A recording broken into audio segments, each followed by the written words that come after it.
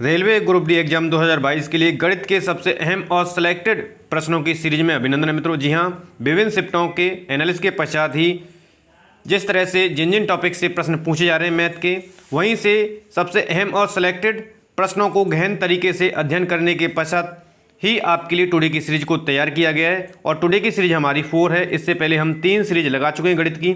यदि आप लोगों के द्वारा नहीं देखी गई है तो चैनल के डिस्क्रिप्शन बॉक्स में लिंक है, वहां जाकर बेहतर तरीके से देख सकते हैं। क्योंकि एक एक प्रश्न आने वाली शिफ्टों में यदि आपका एग्जाम है तो उन सभी विद्यार्थियों के लिए बेहद इंपॉर्टेंट है, बेहद ही महत्वपूर्ण साबित होगा। टुडे की सीरीज को आरंभ करते हैं। तो हमारा प्रश्न है, 74 को 2 भागों में विभक्त किया गया ताकि एक भाग का 5 गुना और दूसरे भाग का 11 गुना दोनों मिलकर तथा दूसरे भाग क्या हैं। 74 है 74, ठीक है। इसको 2 भागों में डिवाइड किया गया है। एक भाग 5 गुना है, दूसरे भाग जो है 11 गुना है और दोनों मिलाकर 454 के तुल्य हैं। तो वैल्यू प्राप्त करनी है। चलिए तो इसको सोल्यूशन कर लेते हैं बेहतर तरीके से। सबसे पहले क्या करना है, वीडियो को बीच में पॉज करेंगे, आप स्वयं से लगाएंगे, ठीक है। मान लीजिए हमने एक भाग जो है x है, दूसरा भाग मान लिया, क्योंकि एक यदि x है तो दूसरा 74 से कम होगा, यानी 74 माइनस x हो जाएगा, ठीक है। अब कहा गया है कि एक भाग जो है पहला जो 5 गुना है, दूसरा भाग जो है 11 गुना है, तो 11 से मल्टीप्लाई कर दिया तो हमें एक इक्वेशन प्राप्त होगी 5x प्लस के 11 74 माइनस x बराबर, क्योंकि उसने कहा है कि 400 दोनों का तुल्य योग जो है 454 के बराबर है। अब इसको सिंप्लीफाई कर लेंगे, सरल कर लेंगे। 5x प्लस 814 माइनस के 11x बराबर 454। अब देखिए माइनस के 11x अधिक है, 5x प्लस के कम है, तो माइनस का 6x बचेगा और इसको इधर भेज देंगे हम। 454 माइनस के 814, तो यहाँ से माइनस का 6x और माइनस के 360 बचेंगे। माइनस से माइनस कैंसिल आउट हो जाएगा, ठीक है। तो 6x इजिकल टू बचा 360। 6 का जब भाग देंगे 360 में तो आपको 60 प्राप्त होगी, यानी x की वैल्यू आपको 60 मिल चुकी है। तो पहला भाग 60 हुआ, दूसरा भाग क्या है था आपका 74 माइनस x था, यानी 74 माइनस के 60 बराबर 14, ठीक है। अब देख लेंगे कि पहला भाग x है, दूसरा भाग 14 है। तो यहाँ से ऑप्शन में देख लीजिए किस में सही है। पहला भाग x बराबर 60 था और दूसरा भाग 14 था, यानी ऑप्शन ए यहाँ से करेक्ट हो जाएगा। बेहतर तरीके से प्रश्नों को आप रीड करेंगे और जब तक आप मैथ के प्रश्नों को स्वयं से नहीं लगाएंगे और वीडियो को बीच में पॉज करके स्वयं से अपने समय को मैनेज करते हुए ही लगाना है, ठीक है। क्योंकि टाइम मैनेज सबसे अहम इशू बन रहा है विभिन्न विभिन्न शिफ्टों में, ठीक है, याद रखेंगे।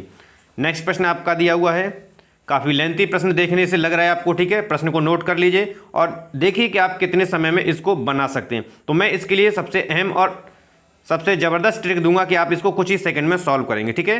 999 999 999 999 999 999 कितनी बार है आपका? 6 टाइम में। तो बस 999 कॉमन लीजिए सभी में से और इंटू 6 कर दीजिए। फिर बाकी की जो हमारी फ्रैक्शन की वैल्यू बची है भिन्नात्मक, उसे हम ऐड कर देंगे, ठीक है।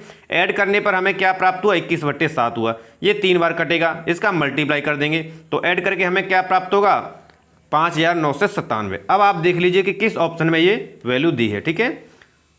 तो कितनी जल्दी ये सॉल्व हो गया? 5997, यानी आंसर सी है, ठीक है, आपका करेक्ट। इस तरह के जितने लेंथी प्रश्न हैं उसमें आपकी कैलकुलेशन जितनी अच्छी होगी, आप अपनी टेक्निक जितनी अच्छी तरीके से लगा लेंगे, उतनी जल्दी ये सॉल्व होंगे, ठीक है।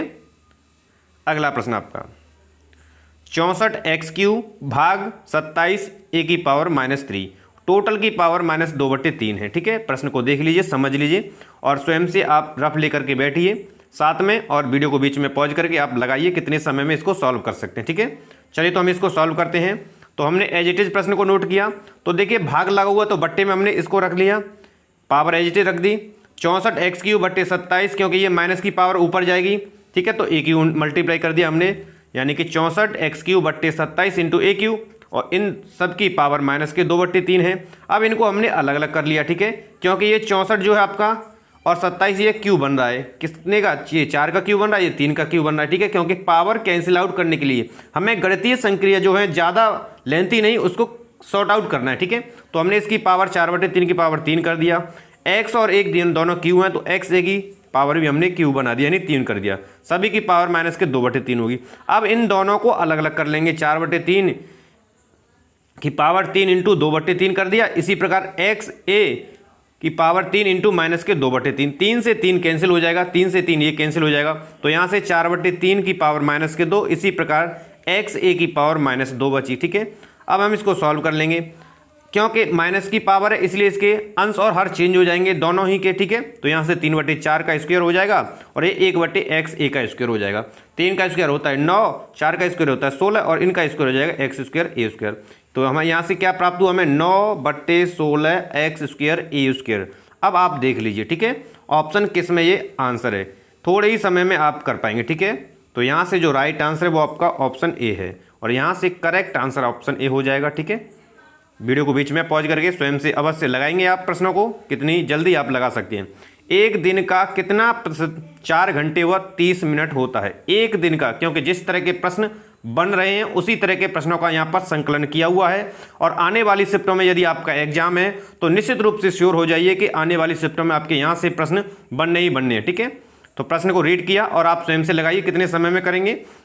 तो सॉल्व करते हैं हम। मान लिया कि एक दिन का जो परसेंटेज है या प्रतिशत है वो x है, इसी प्रकार 4 घंटे 30 मिनट का क्या हो जाएगा भाई, ठीक है। तो 4 घंटे 30 मिनट को हम चेंज कर लेंगे, 4 से ही 1/2 बन जाएगा, ठीक है, घंटे बन जाएगा। और एक दिन बराबर होते हैं 24 घंटे, ठीक है। तो 24 × x/100 बराबर 4 से ही 1/2। सॉर्ट आउट करेंगे इनको कैलकुलेशन के माध्यम से तो ये आपस में कैंसिल आउट हो जाएंगे और हमारे पास जो राशि बचेगी वो 150/8 बचेगी। जब हम इसको भाग देंगे, सॉल्व करेंगे तो 18 से ही 3/4% इसकी वैल्यू आएगी, ठीक है। तो यहाँ से 18 से ही आप देख लेंगे 3/4% आपके ऑप्शन ए में, तो आपका ऑप्शन ए यहाँ से करेक्ट हो जाएगा, ठीक है। एक एक प्रश्न आने वाली शिफ्टों में आपके लिए मील का पत्थर साबित होगा। तो कंप्लीट वीडियो को देखें और कंप्लीट ही प्रश्नों को आप लगाएं। नेक्स्ट है आपका 878 रुपये में किसी वस्तु को बेचने पर हुआ लाभ उसी वस्तु को 636 में बेचने पर हुई हानि के बराबर है। यानी 878 रुपये में यदि कोई वस्तु बेची गई है तो उस पर जो लाभ हुआ है वही उस वस्तु को 636 पर बेचने पर वो हानि के बराबर है, इक्वल है वो। तो वस्तु की लागत मूल्य क्या होगी। जब इस तरह की ये सिचुएशन बने तो मैं आपको ट्रिक देता हूँ यहाँ से कि आपको क्या करना है कि दोनों को ऐड कर दीजिए, ठीक है, बट्टे 2 का भाग दीजिए। 878 प्लस के आपके 636 भाग 2 का भाग दे देंगे तो यहाँ से आपको कैलकुलेशन करने के पश्चात जब आपको सॉल्व करेंगे तो 757 रुपये आएंगे, ठीक है। एक बार देख लीजिए इसको। तो यहाँ से आप समझ चुके हैं कि ये ट्रिक है, लागत मूल्य ज्ञात करने के लिए दोनों को ऐड किया और 2 का भाग दे दिया तो आपको 757 प्राप्त हुए और 757 जो है आपकी ऑप्शन डी में है। तो यहाँ से आंसर भी डी ही करेक्ट हो जाएगा, ठीक है। प्रश्न को और उसकी लैंग्वेज को समझते हुए सॉल्व ही कर पाएंगे, क्योंकि जब तक प्रश्न की लैंग्वेज को नहीं समझ पाएंगे सॉल्व नहीं कर पाएंगे आप, ठीक है, किसी भी प्रश्न को, चाहे मैथ से हो या अन्य किसी विषय से हो, ठीक है। नेक्स्ट है 8 पुरुषों का औसत भार 1.5 किलोग्राम बढ़ जाता है जब एक नया पुरुष 65 किलोग्राम भार वाले व्यक्ति के स्थान पर आ जाता है। यानी 65 किलोग्राम भार वाला व्यक्ति चला जाता है, उसके स्थान पर कोई नया व्यक्ति आ जाता है, ठीक है। तब 8 पुरुषों में जो है औसत भार 1.5 किलोग्राम बढ़ जाता है, ठीक है। तो नए व्यक्ति का भार आपको बताना है। किस व्यक्ति का भार बताना, जो नया आया था, 65 वाला जो चला गया, ठीक है, उसकी जगह। तो प्रश्न को समझ लिया आपने। अब आप इसको सॉल्व कीजिए, कितना समय लेते हैं आप इसको सॉल्व करने में, ठीक है। तो यहाँ से मैं ट्रिक दूंगा आपको।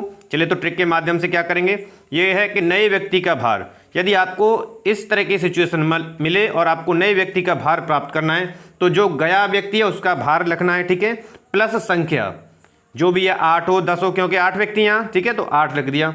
और जो भी वृद्धि हुई है उसमें, ठीक है, जो भी वृद्धि हुई है उसके भार में, तो 65 + 8 × 1.5 kg की वृद्धि हुई थी।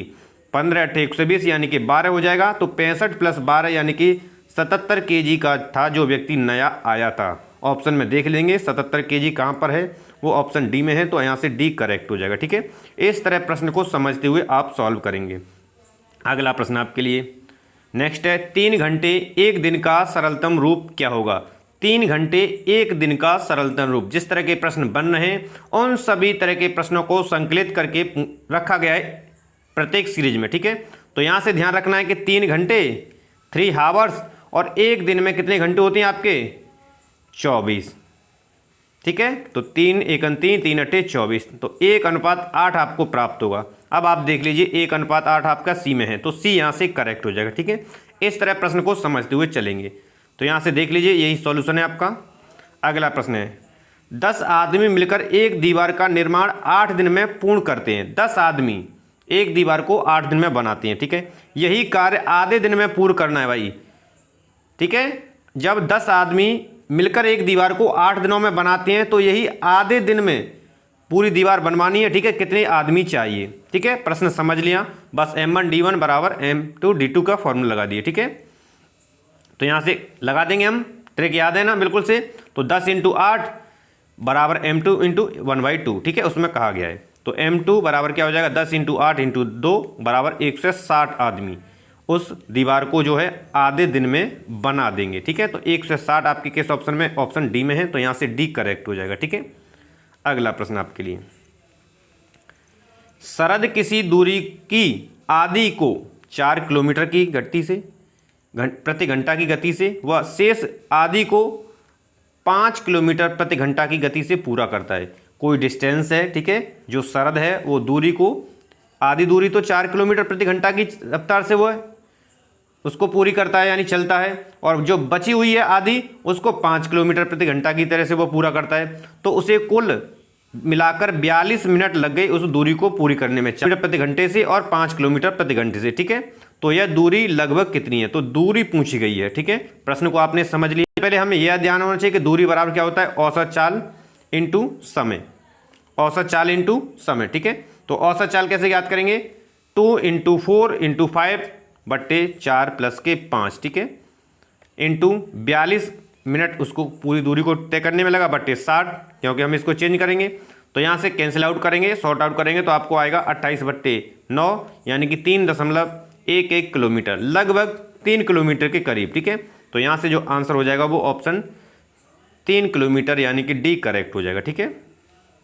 अगला प्रश्न आपका, 270 मीटर लंबी एक रेलगाड़ी 25 किलोमीटर प्रति घंटे की गति से चल रही है, वह विपरीत दिशा में 2 किलोमीटर प्रति घंटे की गति से आ रहे व्यक्ति को कितनी देर में पार करेगी। एक रेलगाड़ी है, 270 मीटर लंबी है, उसकी रेलगाड़ी की लंबाई दी हुई है और उसकी रफ्तार दी हुई है 25 किलोमीटर प्रति घंटे की गति से यानी कि चल रही है, और उसी के जस्ट ठीक विपरीत दिशा में 2 किलोमीटर प्रति घंटा की तरफ से एक व्यक्ति आ रहा है, तो उस व्यक्ति को पार करने में कितना समय लगेगा। प्रश्न समझ लिया तो आप बिल्कुल से इसको सॉर्ट आउट कर सकते हैं, ठीक है।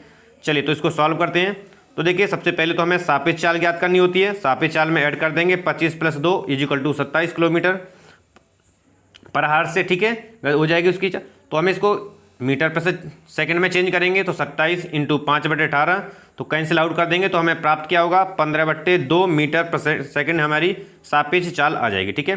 तो व्यक्ति को पार करने में लगा समय, तो इसके लिए ट्रिक याद है ना कि दूरी बटे सापेक्ष चाल, ठीक है, दूरी बटे सापेक्ष चाल। दूरी उसने कितनी की तय की थी, यानी कि ट्रेन की लंबाई कितनी थी वही डिस्टेंस हो जाएगा, 270/15/2, तो कैंसिल आउट करेंगे, मल्टीप्लाई करेंगे आपस में, ठीक है। तो 270 × 2 हो जाएगा बटे 15, तो काट दिया इसको, 18 बार कटाइए, तो 18 × 2 बराबर कितना हो जाएगा, 36 सेकंड। यानी उस व्यक्ति को पार करने में समय जो लगेगा ट्रेन को वो 36 सेकंड लगेगा, जो कि ऑप्शन ए में है, ठीक है। यहाँ से ऑप्शन ए करेक्ट हो जाएगा। तो ये थे मित्रों टुडे के सबसे अहम और टॉप सेलेक्टेड इंपोर्टेंट आने वाली शिफ्टों में बनने वाले प्रश्न। आशा करते हैं टुडे की सीरीज आपको पसंद आई है। सीरीज पसंद आई तो मोर देन लाइक और शेयर करेंगे। मिलते हैं हम नेक्स्ट वीडियो के साथ, तब तक आप सभी को नमस्कार है।